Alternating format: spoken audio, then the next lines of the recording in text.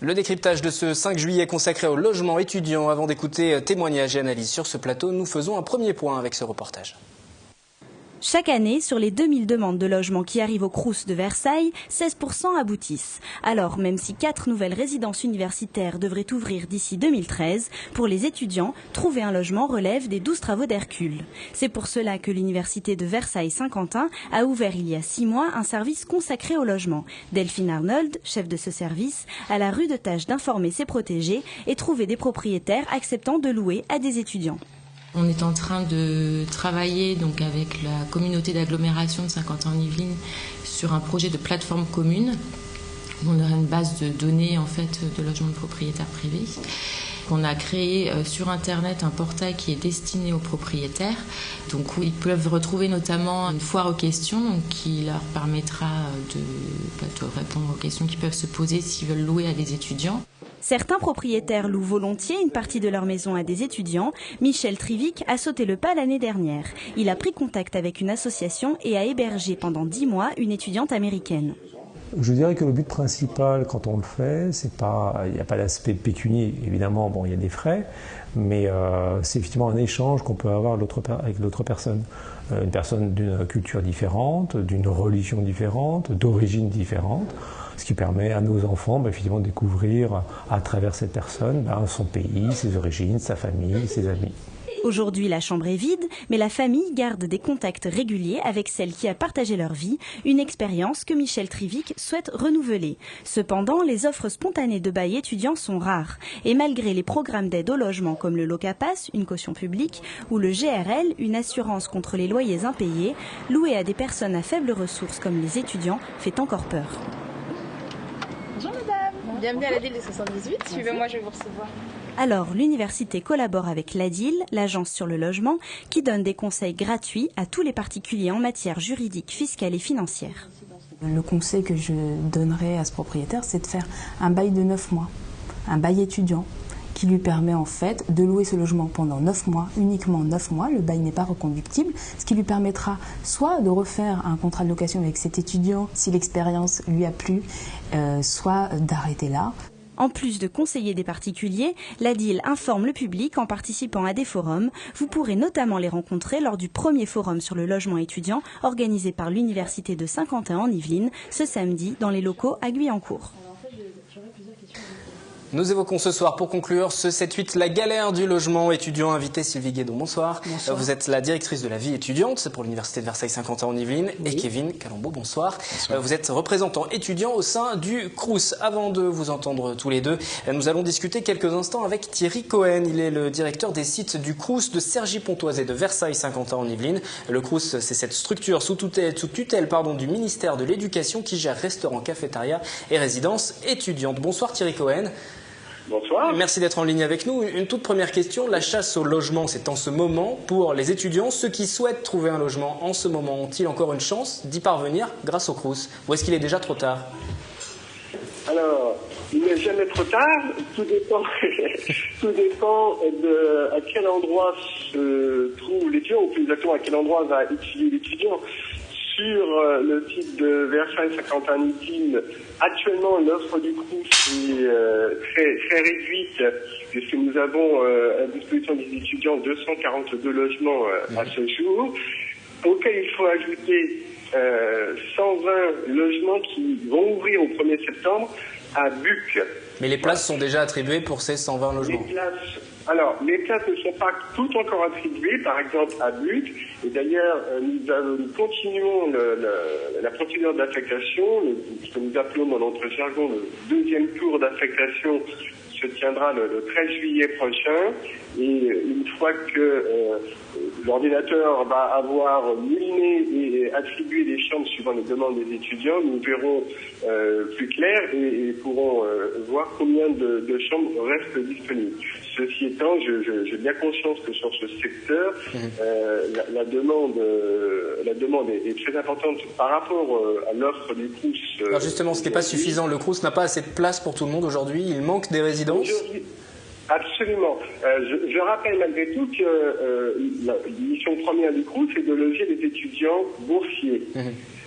Donc, voilà, nous n'avons pas vocation à loger l'ensemble des étudiants qui cherchent à se loger sur le territoire de Cergy ou de Versailles-Saint-Quentin. Donc vous vous occupez effectivement... Allez-y. Je souhaiterais préciser également qu'à la rentrée de 2013, nous allons ouvrir 4 résidences supplémentaires sur Viroflay, sur Versailles Intramuros et sur Elancourt également. Et nous allons porter l'offre du Crous à près de 800 logements à la rentrée 2013. Donc il y a une perspective d'amélioration dans les prochaines années, très rapidement, dès 2013. Pour conclure, combien de demandes vous avez annuellement et à combien de demandes vous pouvez répondre au jour d'aujourd'hui? Alors, actuellement encore, j'ai les chiffres de l'an dernier, évidemment, puisque nous ne pouvons pas encore vous donner les chiffres de cette année. Mais à la dernière rentrée, donc en septembre 2011, nous avions pu satisfaire sur le site de Versailles-Saint-Quentin 16% des demandes d'étudiants, ce qui est encore une fois faible puisque la moyenne académique s'élève à plus de 56%. Donc on le sait, la situation est difficile et peut-être encore plus sur ce secteur des Yvelines. Merci Thierry Cohen d'avoir été en ligne avec nous, responsable du Crous de l'Académie, notamment des directeurs des sites de Cergy-Pontoise et de Versailles-Saint-Quentin en Yvelines. Merci à vous. Sylvie Guédon, je me tourne vers vous. On l'a entendu, la situation est difficile. Si on veut un logement, il faut mieux s'y prendre tôt. Vous organisez un forum sur le site de l'Université de Versailles-Saint-Quentin, c'est à Guyancourt, le 7 juillet. Est-ce que déjà ce forum n'arrive pas trop tard ? Alors non, ce forum, justement, on a réfléchi à la date à laquelle il était préférable de le mettre en place. Donc on s'est dit le 6 juillet, résultat du bac. Donc les parents vont s'activer pour chercher les logements pour leurs enfants. Donc voilà, donc non, cette date a été réfléchie. Quels sont les objectifs donc de ce forum samedi 7 juillet de 10h à 17h du côté de Guyancourt? Alors, on trouvera un logement. Il y a des offres qui seront faites? Oui, il y a quelques offres qui sont faites. Donc ce forum logement, c'est un atout supplémentaire à toutes les actions qui ont déjà été menées depuis une dizaine d'années. Ce nouveau dispositif va nous permettre d'être très réactifs à la demande des étudiants, des parents, mais également des propriétaires. Ça va également permettre de tisser ce lien de confiance entre l'étudiant et le propriétaire, qui à ce jour est encore un petit peu fragile. C'est vrai que les propriétaires ont du mal donc à venir à l'université pour proposer leur offre de logement. Et donc c'est à nous de mettre en confiance ce rapport étudiant et propriétaire afin donc d'agrandir notre vivier. Nous avons un parc de logement des propriétaires important. Et ce qu'on veut, c'est vraiment le développer. Parce qu'on ne peut pas tout miser sur le Crous, comme on l'a entendu. Seulement 16% des demandes qui sont satisfaites, et puis en priorité pour les étudiants boursiers, puisque c'est la mission du Crous. Kevin Calombo, donc vous êtes le représentant étudiant du Crous, justement. J'aimerais votre témoignage déjà en tant qu'étudiant, et puis vous les côtoyez, les étudiants au quotidien. Quelle est la réalité pour le logement, justement? C'est très difficile, on pense qu'à ça dès le début de l'année, plutôt qu'à ses études. Déjà, comment on va se loger? Mais je pense que premièrement, une fois son inscription faite, donc début juillet, on pense premièrement au logement, bien entendu. Donc pour ma part, j'avais fait ma demande durant le mois de juillet, c'était il y a de cela maintenant 3 ans. Donc je n'ai pas été accepté au premier tour, donc c'était sur la résidence Vauban qui était juste à côté de l'université. Pour moi, cela présentait un avantage indéniable. Et donc pour le coup, j'ai dû attendre le 3e tour d'affectation et être affecté par la suite à Elancourt. Chose que j'ai acceptée au final pour rentrer dans les lieux uniquement début décembre. Donc il y avait un délai d'attente assez important. J'ai dû donc louper un semestre en faisant des trajets allant jusqu'à 2 voire 3 heures. Donc ce qui implique un départ à 6 heures du matin pour assister au cours de 8 heures. Parce que vous résidiez où avant de pouvoir je résidais dans les Yvelines du côté de Chanteloup-les-Vignes. D'accord, pour ensuite venir faire vos études jusqu'à 50 ans. Exactement, à Guyancourt. Et donc aujourd'hui, je réside actuellement à Elancourt.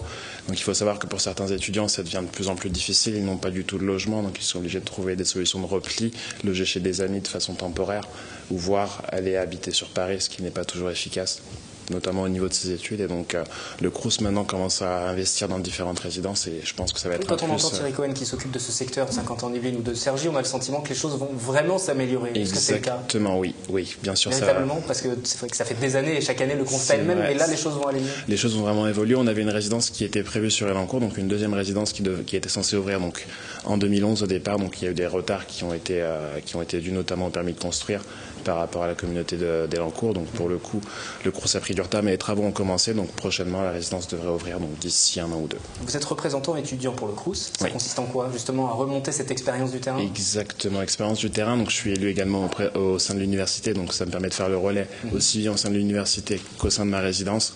Donc bien sûr, prendre les retours des étudiants, être au plus près justement de leurs demandes, connaître leurs besoins et bien sûr faire le lien entre les deux afin d'améliorer leurs conditions de vie. On va juste faire une pause sur ce plateau avant de reprendre la discussion pour écouter ce micro-trottoir. La parole à des étudiants encore. A-t-il été difficile pour vous de trouver un logement étudiant? Non, j'ai pas de logement, je vis chez mes parents encore. Je suis en train de chercher, mais je sais pas quand il va arriver. Je fais par internet, j'allais parfois visiter les trucs, les maisons sur place. Principalement sur internet, je regarde les annonces et sinon éventuellement chez des amis, je fais les démarches auprès de mes amis pour savoir s'ils connaissent d'autres logements, quoi. Moi j'étais déjà en résidence étudiante du côté de la Marque. Et donc l'autre qui est sur Elancourt, et j'ai par une lettre et puis parce que je travaille dans le coin, j'ai obtenu mon transfert ici sur Vauban. On est donc trié sur critères sociaux à la base et suite à ça en fait on nous attribue ou pas une résidence et on se débrouille. Bon, faut savoir quand même qu'il y a pas mal de refus, hein. Moi, je suis dans les derniers critères sociaux donc j'ai la chance de l'avoir eu rapidement, mais je sais qu'il y a beaucoup de gens qui sont en attente ou qui du coup doivent trouver des logements à côté. Les bons plans, ma foi, c'est tous les sites du genre Le Bon Coin et tout ça. Il y a quand même des bonnes annonces de temps en temps, sinon ça se fait par le bouche à oreille. Et récemment, il y avait donc des livres du côté là, donc je ne sais plus comment ça s'appelle. Bon, on a un point information sur la fac où on avait un livre qui était justement surtout sur le logement. Il y a un guide effectivement qui a été édité, on va voir la couverture que vous avez édité qui permet aux étudiants de s'y retrouver. Tout à fait, il sera disponible sur le forum logement des samedis. Et donc dans ce guide justement on retrouve quoi? Tous les conseils pratiques, les bons plans, Alors déjà l'ensemble des résidences sur lesquelles les étudiants peuvent postuler pour un logement. Donc on a donc les résidences du Crous sur critères sociaux, mais on a aussi également donc les résidences Arpège. Donc depuis 2006, donc notre présidente Sylvie Faucheux avait donc signé des conventions sur ces résidences, et donc c'est vrai que ça fait un souffle d'air un petit peu sur cette université. Donc sur Voisins-le-Bretonneux, sur Bois d'Arcy et également sur Vélizy. Voilà, donc on a également la résidence René Cassin, donc qui est près de la faculté de droit. Donc il y a, à l'ouverture de l'université, il y a plus de 20 ans, il y avait eu une convention de réservation de logement donc dans cette résidence. Et puis bien sûr, il y a le Jardin des Sciences. Et toutes les adresses, tous les renseignements sont dans ce guide. Voilà, toutes les informations. Sur ce guide, il y a aussi des informations pratiques à destination des étudiants aussi étrangers. Également, voilà. Parce qu'il y a tout un travail qui est mené autour des étudiants étrangers. Ceux qui viennent en France, ceux qui viennent à Saint-Quentin-en-Yvelines ont besoin d'avoir des logements. Voilà. C'est prioritaire ou pas? Il y a les étudiants étrangers qui viennent dans le cadre de programmes d'échange. Donc nous travaillons avec la direction des relations internationales. Il est réservé au niveau des résidences du Crous. Oui, donc voilà, sur Vauban, sur la Marque et maintenant sur Buc. Et donc cette année, un nouveau projet que j'ai mis en place, c'est le kit d'accueil pour les étudiants étrangers, puisque un étudiant étranger, lorsqu'il arrivait dans un logement du Crous ou résidence Arpège, il était complètement vide, c'est-à-dire au niveau literie, au niveau vaisselle. Donc il y a un nouveau partenariat qui a été signé avec Ikea. Donc l'étudiant étranger, à sa demande, trouve un pack d'accueil dans son logement avec couette, oreiller, drap, vaisselle pour un montant de 60 €. Donc c'est des prix qui ont été étudiés, donc c'est un tarif préférentiel. L'étudiant étranger n'aura plus besoin de se déplacer et la première nuit où il arrivera dans son logement, il pourra soit prendre un café, au moins se coucher dans les draps. Voilà. D'avoir des conditions d'accueil correctes. Voilà. Tout à fait. Ça c'était pour vraiment, la parenthèse concernant les étudiants étrangers. On a entendu dans le micro-trottoir il y a quelques instants des étudiants qui cherchaient encore, qui n'ont pas trouvé. Il existe des solutions d'urgence ou pas? Quand vous vous êtes retrouvé dans cette situation compliquée, à ne pas savoir justement si vous auriez ou non, au bout du 3e passage cette place, vous vous êtes dit il faut que je trouve autre chose. Est-ce qu'il y avait des solutions? Oui, des solutions, notamment sur le site de l'agglomération de Saint-Quentin-en-Yvelines, la possibilité de contacter des bailleurs privés. Et donc justement, c'est ce que j'avais fait. J'avais visité certains logements, mais ils ne me correspondaient pas, ou du moins ils ne me convenaient pas. Donc pour le coup, j'ai dû attendre une réponse du Crous. On a également la possibilité de contacter directement la division de la vie étudiante du Crous de Versailles, par mail ou en se déplaçant directement au Crous de Versailles. Mais c'est vrai que concernant la procédure, cela n'est pas suffisamment clair pour des étudiants qui ne sont pas justement rompus à ces démarches administratives. Il y a la question financière aussi. Si on se tourne vers le parc privé. Exactement. Oui, c'est beaucoup plus cher. Ça peut être de l'ordre de 800 € aux alentours de l'université, notamment pour les étudiants en médecine qui recherchent à être au plus près de l'université. Là, ça devient vraiment très difficile. C'est effectivement une des solutions qui est prisée par défaut, puisqu'il manque des logements. C'est le parc privé. Il y aura d'ailleurs 2 tables rondes sur ce sujet lors du forum du 7 juillet avec vos partenaires, dont l'ADIL 78, l'agence départementale d'information sur les logements des Yvelines, que nous avons rencontrée et qui nous donne quelques précisions. C'est bien souvent des propriétaires bailleurs qui louent spécialement à des étudiants. Donc ils cherchent à sécuriser au mieux et à savoir comment intégrer les parents dans cette transaction, qui sont eux-mêmes une garantie majeure. Donc leur expliquer quel rôle peut jouer les parents dans cette relation contractuelle. Quand un propriétaire bailleur vient nous rencontrer et nous dit qu'il a l'intention de mettre son bien en location, il y a plusieurs étapes dans notre conseil.